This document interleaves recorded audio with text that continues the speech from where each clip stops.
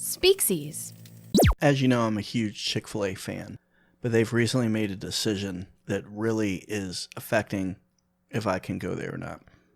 And it's not a change to their donations. It's that they introduced kale.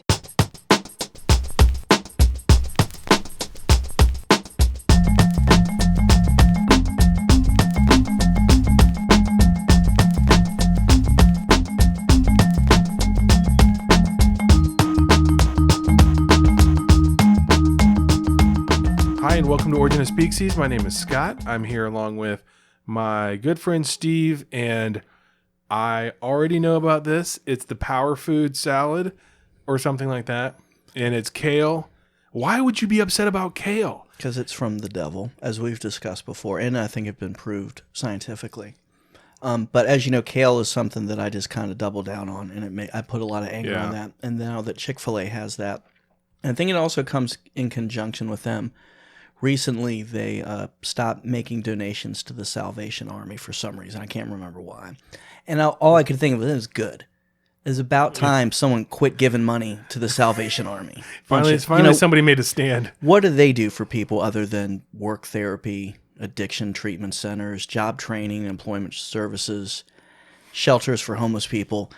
Good. Good for you, Chik Fil A. Don't give money to them. But then with that, bringing in kale. It just seems to be something's wrong. Well, it's like they do one good thing, and then they, in your opinion, see. So for me, it's like just more goodness because I do enjoy kale. You don't enjoy it. You eat it. Kale. You do not enjoy it. Hey, first of all, it's like, do you enjoy doing push-ups?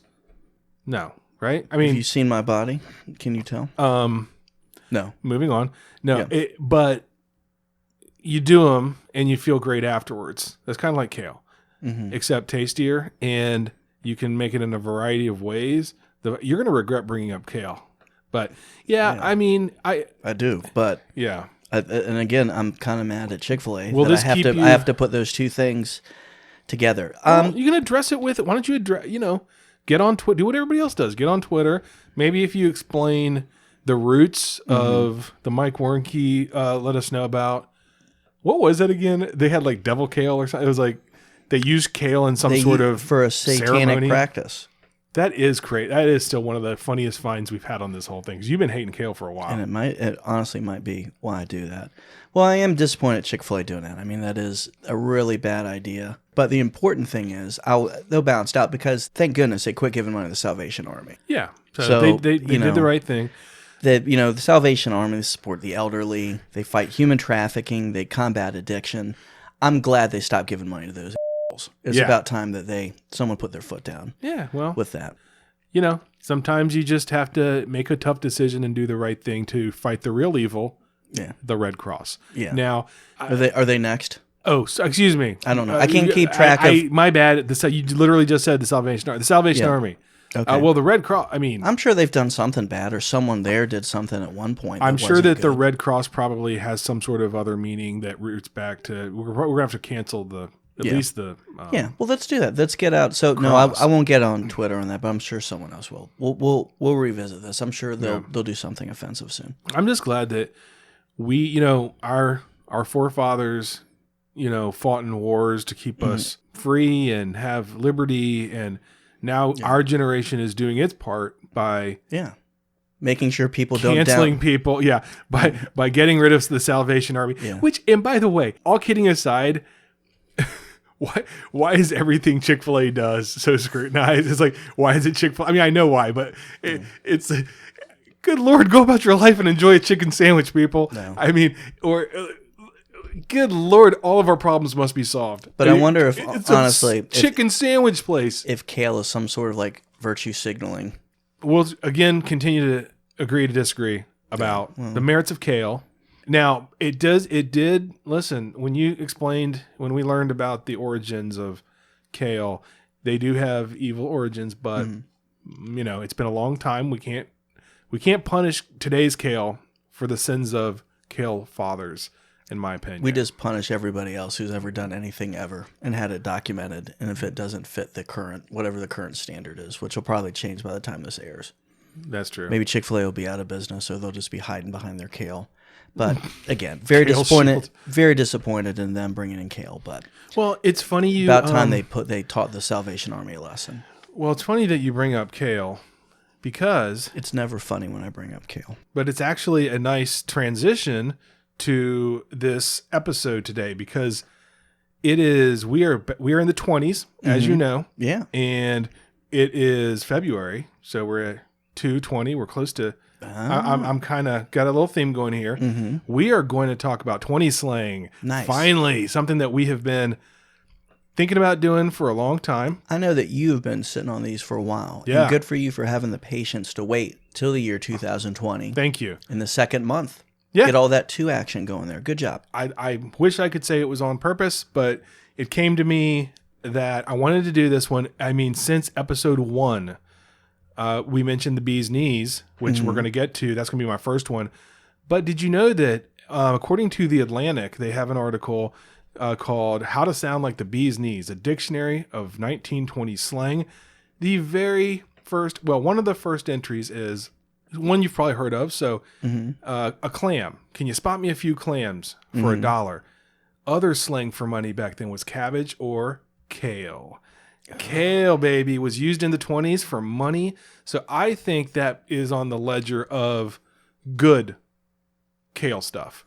So we've got the dirty Mike Warnke, bad evil Satan kale. We've got Steve that hates kale, but now we've got Chik Fil A digging kale, and we got 20 slang. And now that we know that kale is involved and was part of the slang, it might make more sense of how the 1920s ended, which didn't seem to end with a lot of people selling apples. And Don't blame kale for the Great Depression, if that's where you're going with it. I think I just did. I think you did too. The first one we're going to do today is none other than the bee's knees. The bee's knees. And this is one that's been requested. It's been brought up. I've had more people come to me and say, "Have you done the bee's knees yet?" than anything else. And it's one that I don't think I've ever used, but I love saying it. It's fun to say.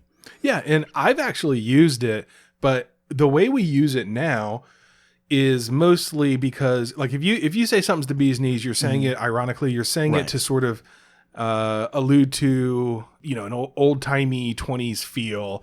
You're saying it sort of tongue in cheek. Yeah, I think the only time my most prominent memory of it was on The Simpsons. Grandpa Simpson used it one time. Yes. And it was used, as most things, to denigrate him and show him as being very old. You know, it's not used well. It's used to kind of mock whoever's using it, to emphasize this is something that's old or out of fashion.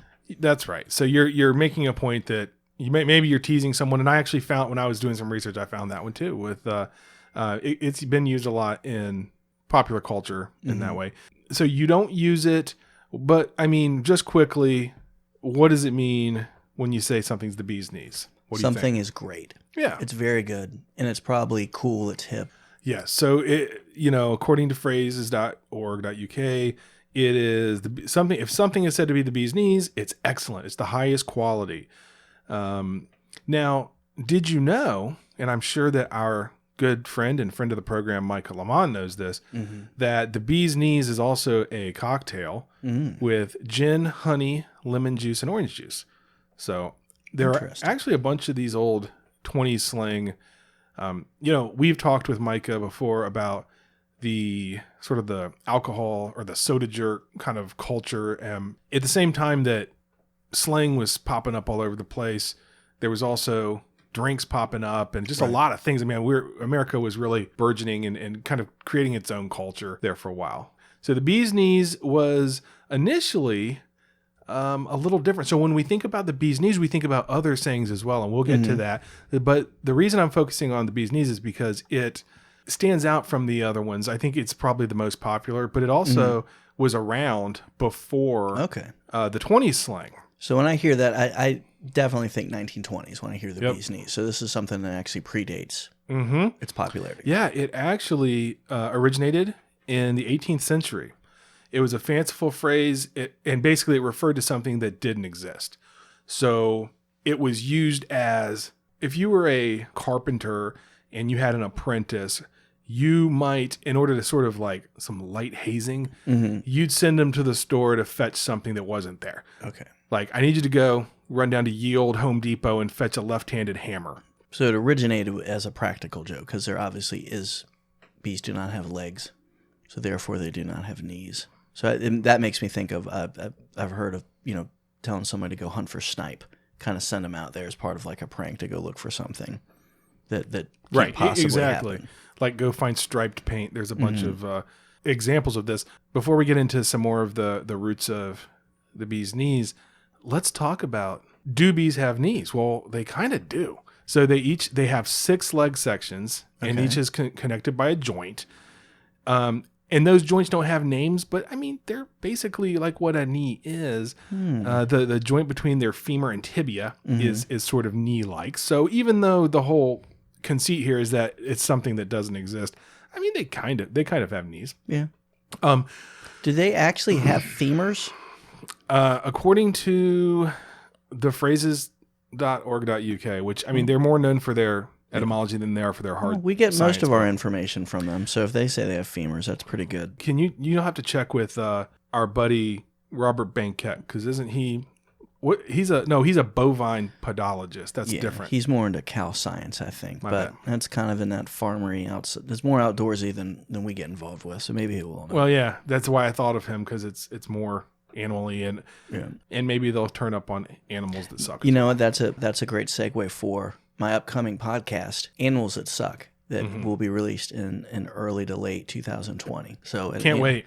It's going to be good. We're going to take a critical look at animals and be honest. We're not going to say, if an animal's good, like just during our show, I've changed on possums. Yeah, that's bizarre. I can't. For me, a possum, a good possum would have a shovel attached to its head before, but then I learned that they take out snakes. So possums don't suck. Possums are awesome. You're a possum guy now. I'm a possum guy. He's a possum guy. All right. So right. Well, anyway, whether or not bees don't technically have knees. So anyway, I just want to throw it in there that they do, but they do have this sac on their legs where they carry pollen, right? So one of the real easy ways to explain the bee's knees as being something great or wonderful is you could be talking about the goodness found on their knee, that little sac there, but that's not true.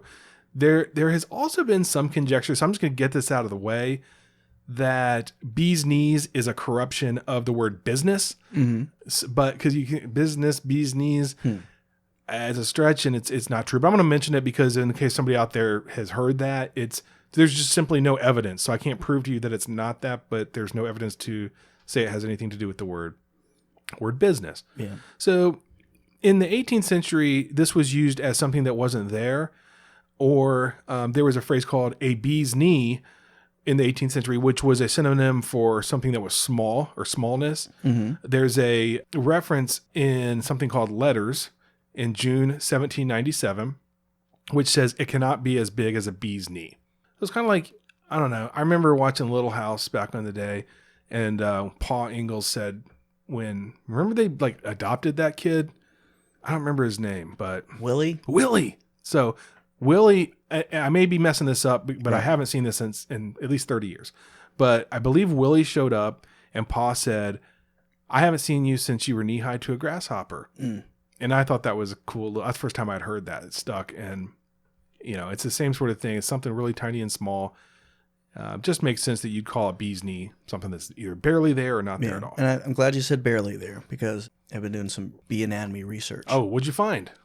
Bees actually have femurs, which I got to tell you, this is blowing my mind right now. So a bee leg has 5 major segments: coaxa, trochanter, femur, tibia, and tarsus. So they have a femur, they have a tibia, they have knees, but they don't have a joint. But they're sectioned though, so right? I mean, what's in between the two? I mean, not two, the 5, the sections. There's something there. Yeah. But there's no joint, so there is no knee. So bees, we just they don't have a kneecap. But so do they really have knees? What is a knee? Yeah. All right, this is getting deep, but I think that we can say that bees don't have knees, and actually that works better for the saying. But they do have femurs, which is remarkable. Well, that doesn't really, the bee's femur. No, I don't think we should use it as a phrase. The lemur's femur. Lemur's femur. Well, that would be good. Yeah. Lemurs definitely have femurs. No, I'm just impressed that for some reason a bee having a femur just blows my mind. You are really impressed with that. I mean, I am too, but not as much as you are. But I think it comes back to our good friend, comedian Brian Regan, when he discussed pain. And 10 on a pain chart apparently is a broken femur. So I've always just kind of been enamored with femurs, making sure mine doesn't get broken. Now that you bring up Brian Regan, I'm going to have to insert a clip of Brian Regan talking about broken femurs. So she asks, how would you rate your pain? 4 stars. 2 enthusiastic thumbs up. She goes, how would you rate it on a scale of 1 to 10, with 10 being the worst? Well, saying a low number isn't going to help you. Oh, I'm a 2. Maybe the high 1s. You could give me a baby aspirin and cut it in half. Maybe a Flintstone vitamin and I'll be out of your hair. You can go 10 to all the 3s and 4s and such. If anyone's saying such ridiculous numbers. I couldn't bring myself to say 10, though, because I had heard the worst pain a human can endure is getting the femur bone cracked in half. And I don't know if that's true, but I thought if it is, they have exclusive rights to 10. And now I'm thinking, what was I worried about? Is there like a femur ward at the hospital? They would have heard about me and hobble into my room. Who the hell had the audacity? All right. So there's another reference in 1906 in New Zealand in the West Coast Times, and it lists cargo carried by the SS Zealandia as a quantity of post holes, 3 bags of treacle, and 7 cases of bee's knees. So post holes. So Steve looked up at me like, what? Because obviously you can't pack up a hole, right? Right. Holes don't have femurs either. No. And treacle, which I had to look up. Do you know what Treacle is? No, it's like a tart that Harry Potter eats. Is it really? I think. Okay. Well, it could be because, it probably is, because when I looked it up, it's like some sort of sugary water slurry, something. I don't know. Yeah. But it's not something you'd have a bag of back then. And of course, 7 cases of bee's knees. So whenever you're trying to point out that, trying to make a joke about something that wasn't there, bee's knees. So it's been around. There is one other thing I'll mention, which is in 1914, in a lot of places where I found this, so Worldwide Words as well as phrases.org.uk, and then a bunch of places that rip them off, talk about in the Fort Wayne Sentinel in 1914, there is a cartoon which isn't like funny. So this guy, I think he like gets sold like a invisible animal, as like the joke. Right. And he goes, well, now that I have this thing, what do I feed him? And the guy goes, you want to feed him bee's knees. He's very fond of them. And so he's feeding his invisible animals bee's knees. So that's the way it was used prior to the 20s slang. So, but now let's get to the fun part, which is the 20s slang piece. So before we get any more 20s slang, is bee's knees one that you think we should kind of bring back or use? Should we put this on our loaded for bear list, our Bob's Your Uncle? Cut of your jib. Cut of your jib. So here's what I'll say. Thank you for asking that question. That will lead me to talking about some of my favorite. I took notes of a bunch of it. So there are like 50 to 60 other phrases that were used in the 20s that were like the bee's knees. So let me read these and I'll tell you what my favorites are. So do we need to bring bee's knees back? I'm going to say, not really. I think we need to revive some of these other ones. So some of my favorite are the snake's hips. The snake's hips. The duck's nuts. Nuts. The flea's eyebrows. The canary's tusks. The cat's pajamas. We've heard that one. The kipper's knickers. Say that one 5 times fast.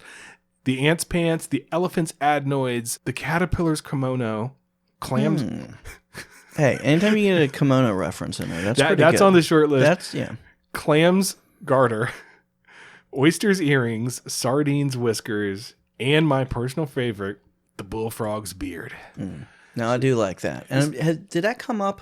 The bullfrog's beard came up in, I believe, episode 1 of this podcast, and we said it sounds like something that your creepy uncle would be buying from a guy outside of Walmart or something like that. So yeah, I think we should bring back some of these other ones. I think the bee's knees has had its day in the sun. So in the same way that the bee's knees might not be entirely accurate to use as something that references something that doesn't exist, because as we've established, bees have femurs. Correct. They have a patella, or they don't have a patella, but they got whatever tibia or something like that. Yeah, there's something there. The duck's nuts. Did you Google that? Yeah. So I learned something about ducks. I can't wait. They do have testicles, Oh, good. but bird testicles are internal. Whoa. Okay. Yeah. And unfortunately, because I looked up, do ducks have testicles? We are back to our friends at the New York Post that only bring us journalism and information at a very high level. So to quote the New York Post, unlike 97% of birds, ducks have penises, super long ones. In an article entitled The Horrible Thing You Never Knew About Ducks. What's horrible about having a long penis? I mean, I don't know. I don't know. I don't know. Errol Flynn didn't have a problem with it, apparently. Yeah. But I'm just... There we go. Okay. So using the duck nuts might not be a good one, even though I kind of like that. I like duck's nuts. I don't like it as much as the caterpillar's kimono or the bullfrog's beard. I gotta say those are my favorite too. Although for some reason clam's garter makes me laugh every time. Yeah. So because that sounds like some sort of double entendre, but I don't know what it'd be. Yeah, a little bit. I would love to say, man, that's the clam's garter, but you take more explaining. If you say, well, first of all, every time I say the bullfrog's beard, I feel like I have to follow it up by saying, far out, man. This is the bullfrog's beard. And I might jump in. Ducks have penises. Super long ones. Yeah, kind of like the kid in Jerry Maguire about like the human head weighs 8 pounds. Steve's in the back of an Uber. Like ducks have penises. Be to get the paws. Super long ones. Yeah, paws super long ones. Super long, not just long. You know, ducks. We've talked before about animals we like and don't like. I mean, I do not like ducks. No, I don't like ducks. So I also don't, what was the name of that thing? It was like the horrifying thing you don't want to know. That is horrifying. Yeah. I am really uncomfortable knowing that. But does that mean it, maybe we understand why they're so crabby all the time, is their super long penis has been dragged around all over the place. That's true. It's underwater. It's a problem I don't understand. No. Again, thank you, New York Post, just for the sunshine. Yeah, I mean, we can count on the New York Post for, speaking of sunshine, about exactly sunning your grundle and the anatomy of a duck that we didn't want to know. Yeah. All right, where do we go from here? So the bee's knees and these other ones were pretty much taken up by socialites in the Roaring '20s in America, and things that were excellent. The first use of this expression in print, with the meaning of excellent as opposed to the meaning of non-existent, was from the Buffalo Times in 1922. So now we are in the 20s. Right. And there was a spoof account of the marriage of Princess Mary in London. And the writer says, I seen a princess once and it only cost a dime. Her name was Princess Fatima, and I'll say she was the bee's knees when it come to dancing.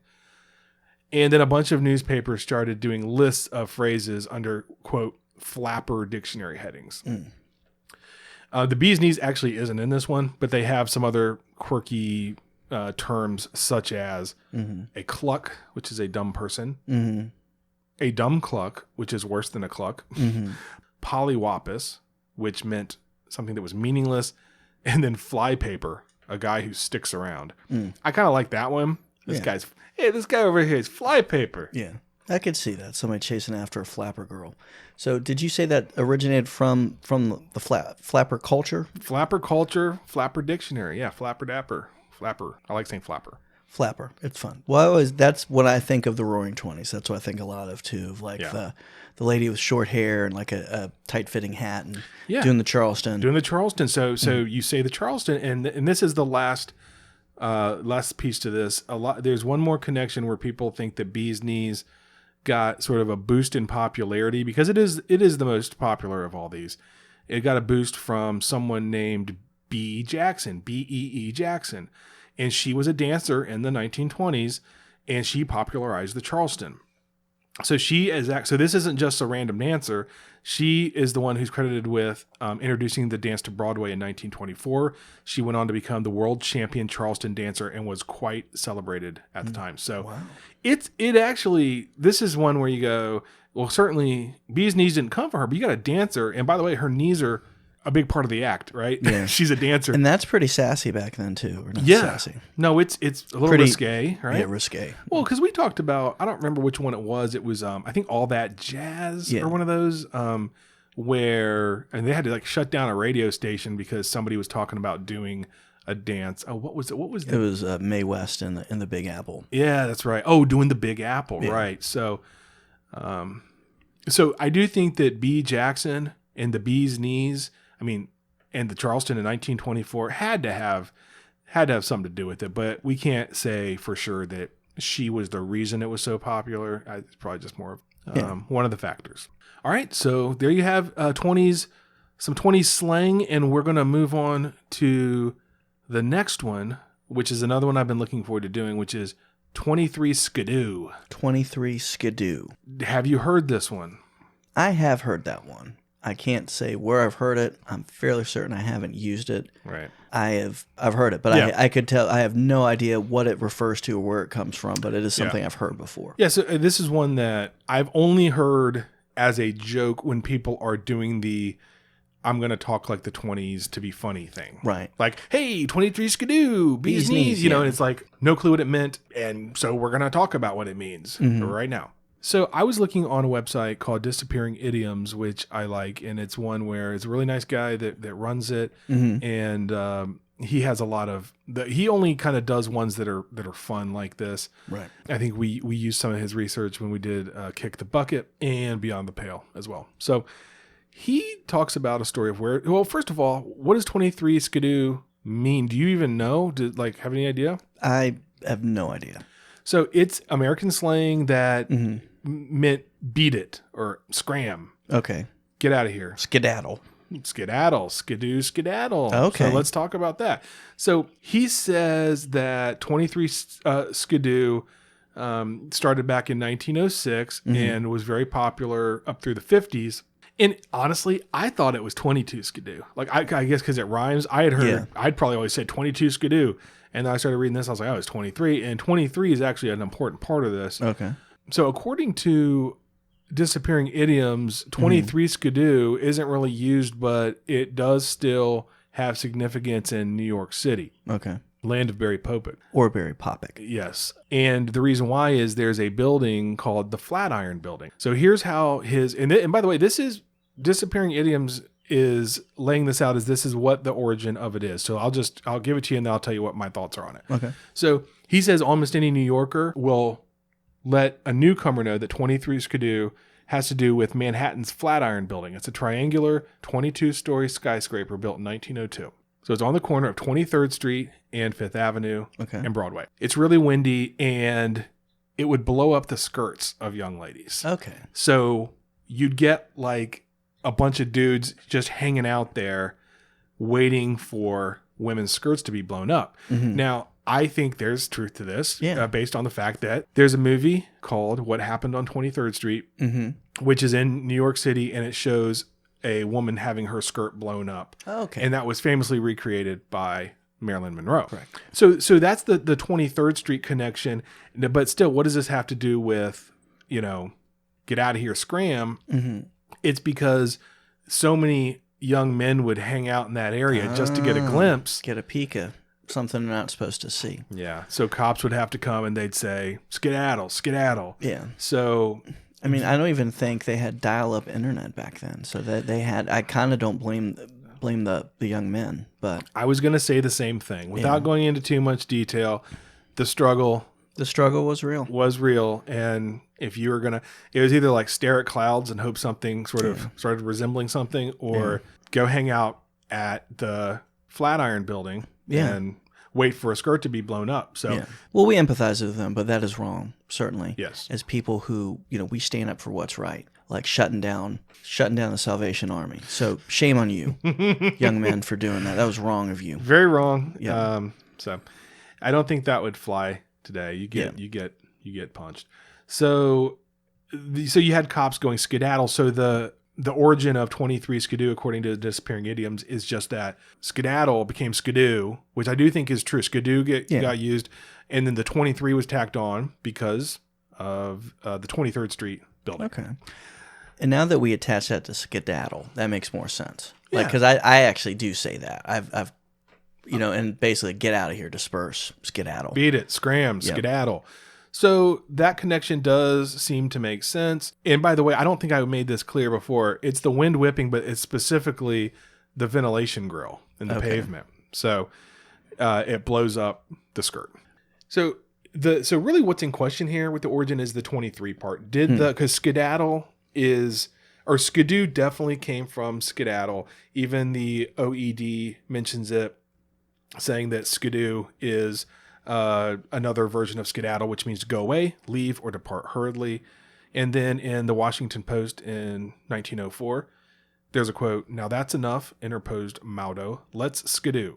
And they skidooed with smiles and backwards glances. So skidoo does mean run away. But the problem with connecting it to this movie in 1901 and this whole phenomenon is that there's also evidence that 23 by itself was slang, meaning, scram, separate from skedaddle and skidoo. And that maybe they merged at some point. So in the Washington Post in 1899, there is a article, and the writer says, George Ade says that there's a new piece of slang within the last 2 months that has puzzled me.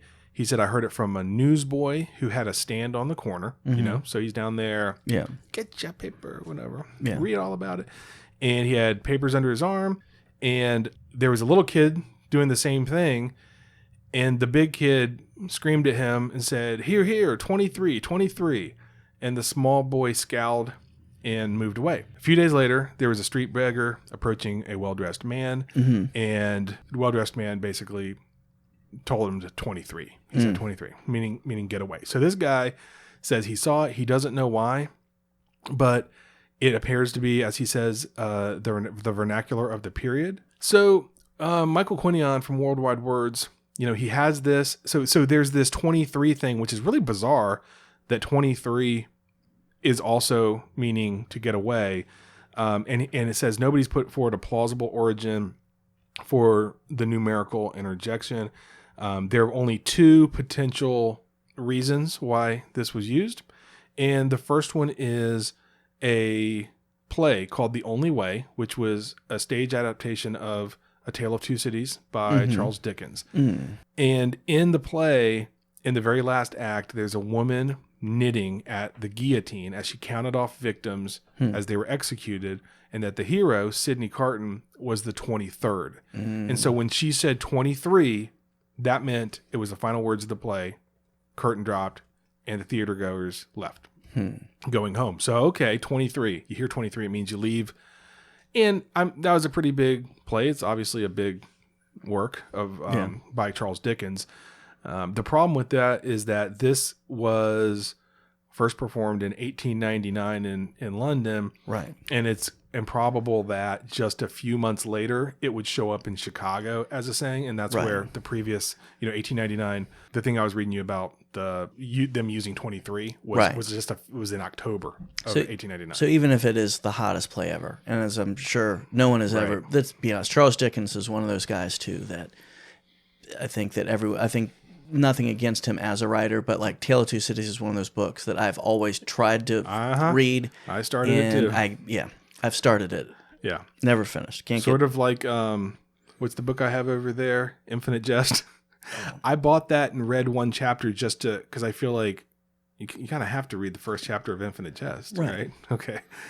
We'll leave the other. At least that has pages. Infinite in there. That's true. Tale of Two Cities isn't that long. Tale of Two Cities sounds like something you should be able to read in one sitting. But I have a hard time getting through about one page, and then I generally time travel, not back in time, but forward about 8 hours. It is a tough read. Yeah. Although unlike, I didn't know we were going to go here, but unlike some of the those Russian authors are actually not hard reads. I mean, Crime and Punishment. Oh, that's great. That just flies, and it resonates still. Yes, too. I totally agree. I recently read that one. We got to talk about that. Yeah.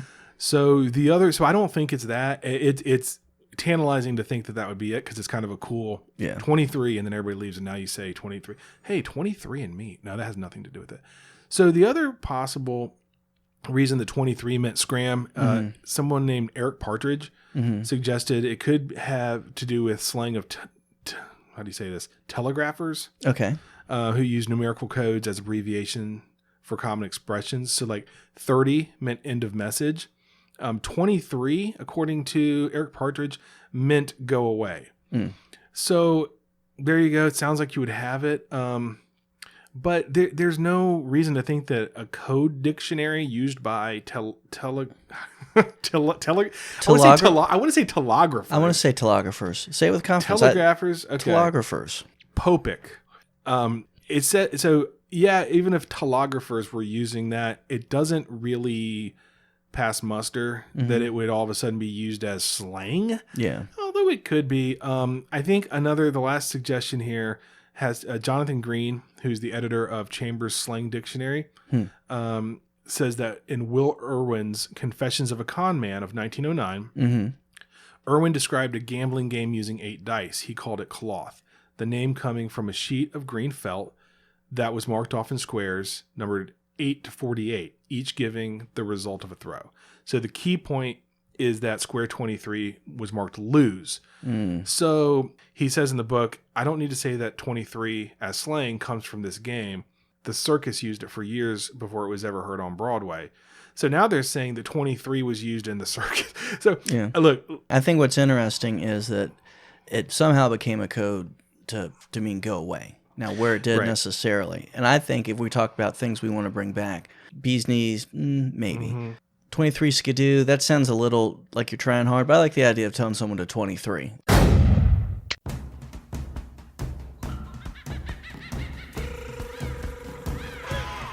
This is Steve from Origin of Species.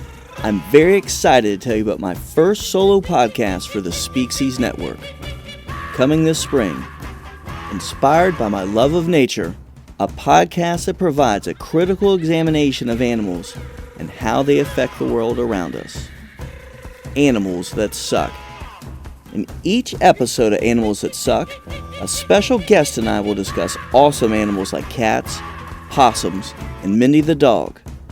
Also, we will examine animals that are clearly terrible, like bears, raccoons, alligators, and probably your dog if you call it a fur baby. Animals That Suck, coming this spring from Species. For more information, go to species.com/animals. That's species.com/animals. Animals That Suck, coming this spring from Species.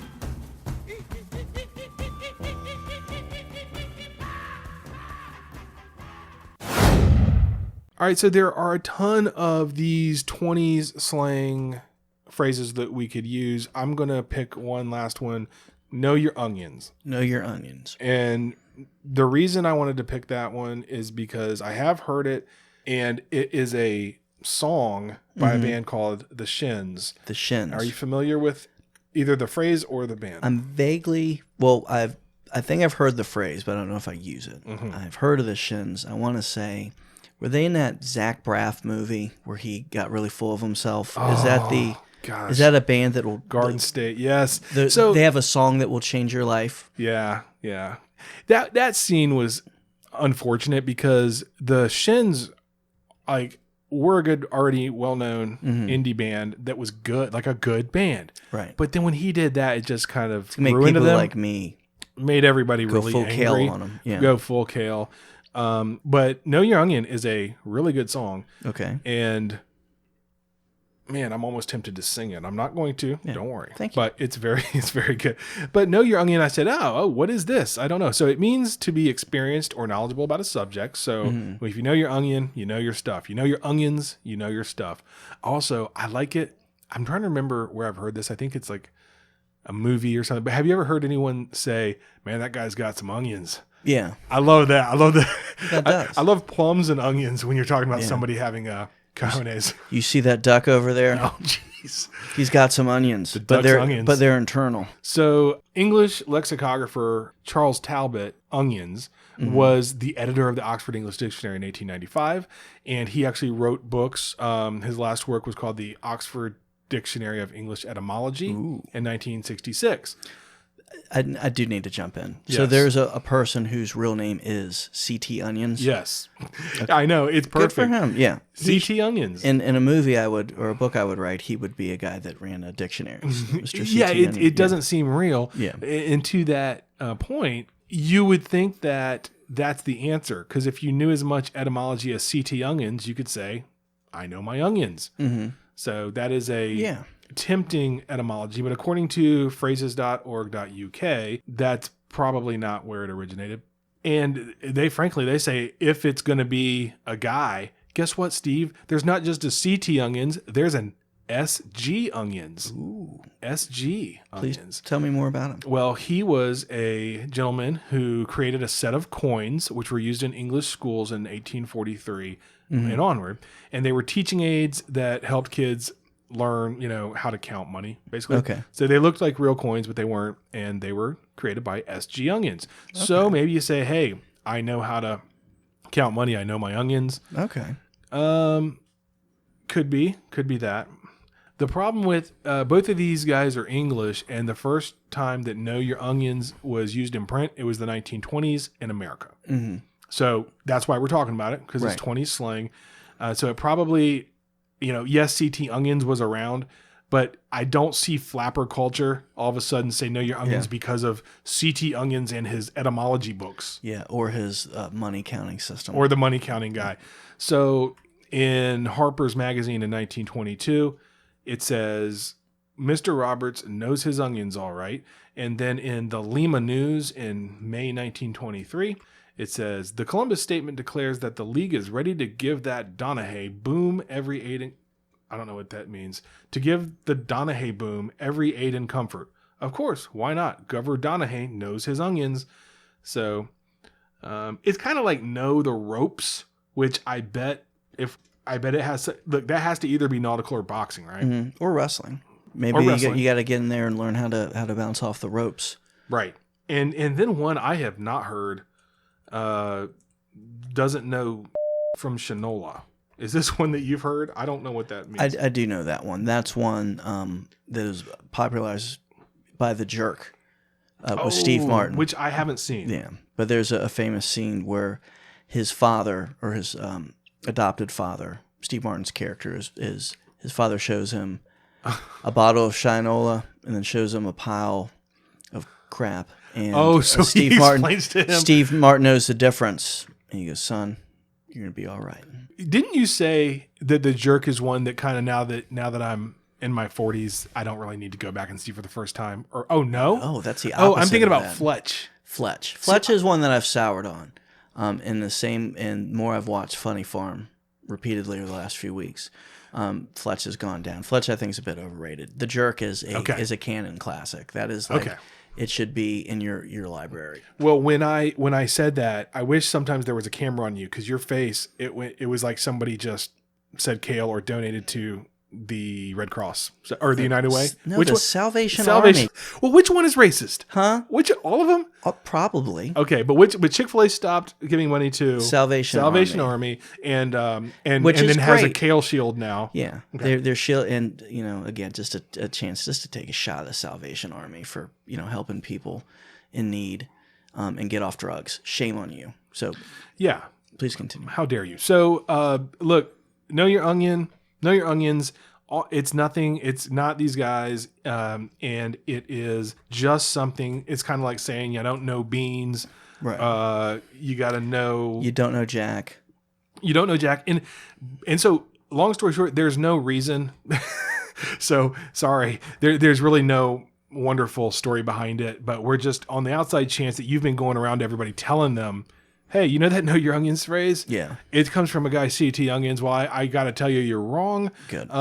This is just another product of 1920s America and all those wacky phrases that came from that era. So there it is. We've been talking about doing this episode for a while. I don't know how satisfying it was. It was for me. I mean, it's been 100 years in the making. Yes. And it's working. And I have learned more in this episode than I have probably in any one that we've ever done. I've learned bees have femurs. Mm-hmm. Ducks have super long penises. Mm-hmm. Learned that Chik Fil A has finally put an end to the evil of the Salvation Army. And most importantly, kale caused the Great Depression. This is Steve from Origin of Species. Thank you very much for listening to our show. If you enjoyed this episode, please leave us a positive review and a 5-star rating on Apple Podcasts. Your support allows us to draw in new listeners to our show. And if we can get enough new listeners, Scott and I can finally realize our dream of advertising ED pills and essential oils. Thank you again for listening to Origin of Species. You're the bee's femur. Open picture, writing strings.